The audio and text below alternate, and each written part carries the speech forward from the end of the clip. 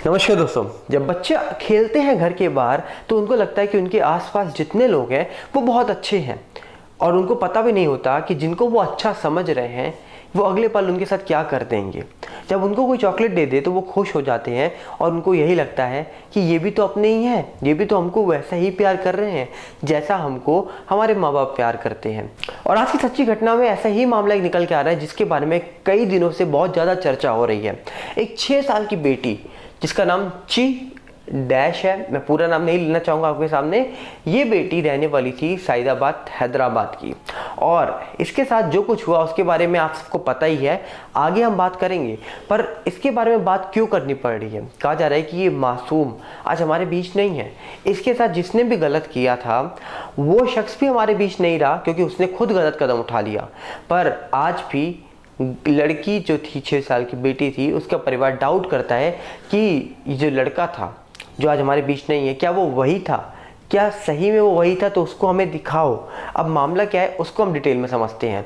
आज की सच्ची घटना में आप जानेंगे किस तरीके से सईदाबाद जो हैदराबाद के पास पड़ता है वहाँ पर कहा जा रहा है कि 6 साल की मासूम के साथ 9 सितंबर को कुछ ऐसा होता है जो उसने सोचा नहीं था।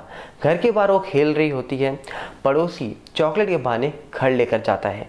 मात्र वो 6 साल की थी और वो पड़ोसी 30 से 31 साल का था। जिसके बाद कहा जा रहा है कि उस पड़ोसी ने उसके साथ वो किया जो उस बेटी ने कभी नहीं सोचा था और सब कुछ होने के बाद करने के बाद उस बेटी को सबसे दूर भेज दिया, बहुत दूर भेज दिया, जहाँ से वो कभी लौट के ही नहीं आएगी। जिसके बाद पूरा इलाका, पूरी उसकी फैमिली उस बेटी को ढूंढने में लग जाती है। पुलिस को भी बताया दिया जाता है। जिसके बाद वो शख्स कहीं नज़र नहीं आया जो पड़ोसी उनकी बेटी को लेकर गया था। जिसके बाद बेटी की माँ का शक गया सीधा उसी पड़ोसी पर और जब उसका घर रात के 12 से 1 बजे के बीच में छानबीन करी गई घर के अंदर की, तो पता लगा कि उनकी बेटी तो वहीं पर ही है, पर वो अब हमारे बीच नहीं रही, ये भी पता लग गया उनको। और जब छानबीन अच्छे से हुई तो पता लगा कि उनकी बेटी के साथ वो हो गया जो उन्होंने सोचा नहीं था। इस पूरे मामले में कई सारी बातें निकल के आई। स्टार्टिंग में कहा जा रहा है कि परिवार ने कई सारे सवाल उठाए जिसके बाद पुलिस को कड़ा एक्शन लेना पड़ा। कहा जा रहा है कि पुलिस ने उस शख्स को ढूंढा जिसका नाम राजू बताया जा रहा है। उसको बहुत जगह तलाशा, वो नहीं मिला।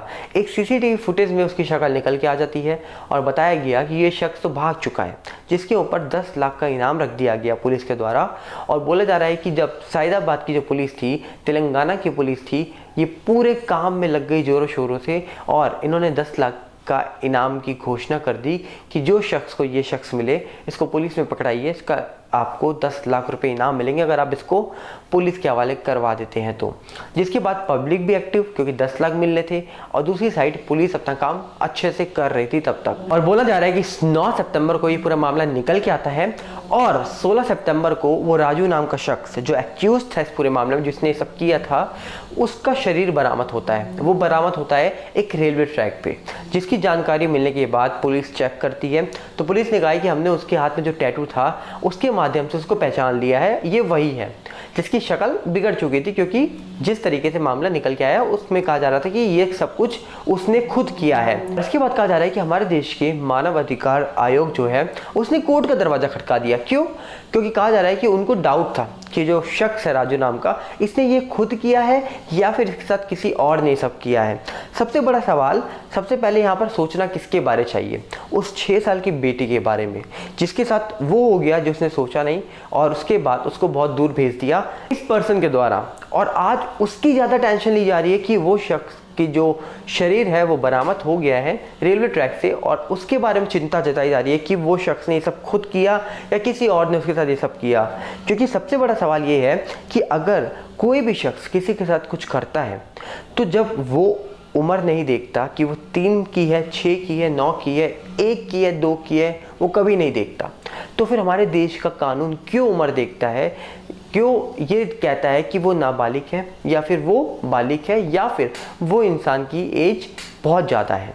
क्योंकि गलत करने वाला कभी भी उम्र नहीं देखता, तो फिर हमारे देश का कानून उनकी उम्र क्यों देखता है जो गलत करते हैं? सवाल सबसे बड़ा यहाँ पर ये बनता है।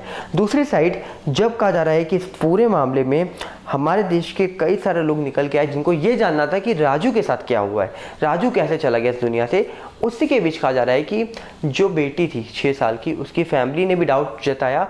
उसकी फैमिली का साफ कहना है इस पूरे मामले में कि हमें उस शख्स की शक्ल दिखाई जाए, हमें और कुछ नहीं चाहिए। जो शख्स एक्यूज था उसका घर भी तोड़ा गया, बहुत प्रदर्शन हुआ, पर अभी भी फैमिली का ये कहना है कि हमें उस राजू की शक्ल दिखाई जाए, क्योंकि जब तक शक्ल नहीं दिखाई जाएगी हम लोग नहीं मान सकते कि वो शख्स वही था। क्योंकि दावा ये किया जा रहा है कि पुलिस ने भी हाथ में टैटू के माध्यम से उस शख्स को पहचाना। अब जरूरी ये भी नहीं है कि वो टैटू उसका ही हो, पर ऐसा पुलिस का कहना है कि वो टैटू उसका ही है। पर परिवार का ऐसा कहना है, जो लड़की थी, बेटी थी 6 साल की, कि हमें उस शख्स की शक्ल देखनी है तभी हम यकीन करेंगे। इस पूरे मामले में आपको बता दिया जाए, जो 6 साल की बेटी है उनके परिवार को 6 साल पहले भी कुछ ऐसा ही फेस करना पड़ा था। कहा जा रहा है कि वो बेटी 6 साल की थी और जब वो इस दुनिया में आए तब भी उनका परिवार बहुत सारी परेशानियों में था, क्योंकि बोला यह जा रहा है कि 2015 में देवरकोंडा और मोनू गौड़े, इन्होंने विधानसभा के अंदर जो पानी की कमी थी उसके लिए बातचीत करी, अपनी बात रखी, जिसके बाद कहा जा रहा है कि मुख्यमंत्री चंद्रशेखर रैप के अंडर में एक योजना चलाई गई, जिस योजना का नाम नकलगंडी योजना बताई जा रही है और इस योजना की शुरुआत हो जाती है। इस योजना के अंदर 2015 में कई सारे लोगों के मकान चले गए, कई लोगों की ज़मीनें चली गई, जिसमें वो 6 साल की मासूम का भी परिवार था।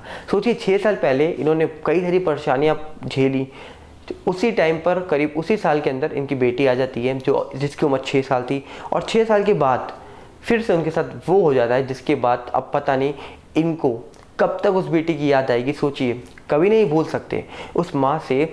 वहाँ के एक एक्टर, फेमस एक्टर पवन जी है जिनका नाम, वो भी मिलने गए, और जिस तरीके से उनकी माँ की फ़ोटो वीडियो निकल के आ रही है, वो माँ की तबीयत भी ख़राब हो सकती है। और डेफिनेटली जिनकी 6 साल की बेटी के साथ वो सब हुआ हो जो उन्होंने क्या पूरा देश नहीं चाहता किसी के साथ हो, पर आज वो बेटी हमारे बीच भी नहीं है।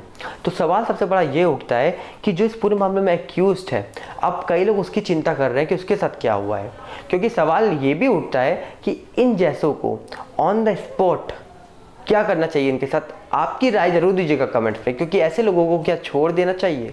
ये पूरा मामला सैदाबाद से निकल के आ रहा है। सैदाबाद में कहा जा रहा है कि सिलगिरी कॉलोनी पड़ती है, पूरा मामला वहीं का है, और जिसके बारे में हम चर्चा पहले कर चुके हैं। पर इसमें बड़ी अपडेट अब यही निकल के आ रही है कि इस पूरे मामले में जो एक्यूज था, ये सच्ची घटना में जो एक्यूज था वो अब हमारे साथ तो नहीं है, पर परिवार का डाउट है कि उसकी शक्ल दिखाई जाए, और ये परिवार उस बेटी का परिवार है जिसकी बेटी के साथ यही राजू नाम के शख्स ने जो किया वो मैंने आपके सामने रखा। अब आप मुझे बताइए कि आपको क्या लगता है कि वो जो राजू नाम का शख्स था, क्या रेलवे ट्रैक पे वही मिला था या वो कोई और था? क्योंकि शक्ल के माध्यम से नहीं, हाथ के टैटू के माध्यम से पुलिस ने उसको पहचाना था, ऐसा भी दावा किया गया है। क्योंकि बोला भी जा रहा है कि डीजीपी जो है तेलंगाना के, उन्होंने भी पुष्टि करी कि वो राजू ही था और वो हमारे बीच नहीं है। पर आपकी राय भी जानना जरूरी है, जरूर कमेंट्स के माध्यम से राय अपनी रखिएगा, क्योंकि ऐसी वीडियो बनाने का सिर्फ एक ही यहाँ पर मेरा मोटिव है, आप जागरूक बनिए। आप जागरूक बनिए, और आप जागरूक बनेंगे तो आप कभी भी किसी पे डिपेंड नहीं रहेंगे। चाहे आप 6 साल की हो, चाहे आप 12 साल के हो, चाहे आप 50 साल के हो, डिपेंड रहना छोड़ दीजिए। डेफिनेटली लाइफ में बहुत आगे जाएंगे, क्योंकि जितना आप किसी पे डिपेंड रहोगे उतना ही वो इंसान या फिर वो शख्स आपको दबाएगा और आप दबते जाओगे। दबना छोड़ो और हवा में उड़ना सीखो। जब आप हवा में उड़ोगे, पर अपनी औकात से ज़्यादा कभी मत उड़ना हवा में, क्योंकि जिस दिन आपने अपनी औकात से ज़्यादा अपने पैर बाहर निकाले, डेफिनेटली आप बहुत जल्दी ही नीचे गिर जाओगे। तो यही मैं कहूँगा, आप मेल हो फीमेल हो, अपनी सुरक्षा करना खुद सीखो और देश को आगे खुद लेकर जाओ। वो कैसे? जब आप अच्छा काम करोगे तो डेफिनेटली आपको देखकर एक शख्स अच्छा काम जरूर करेगा। मिलते हैं बहुत जल्दी। नमस्कार, जय हिंद।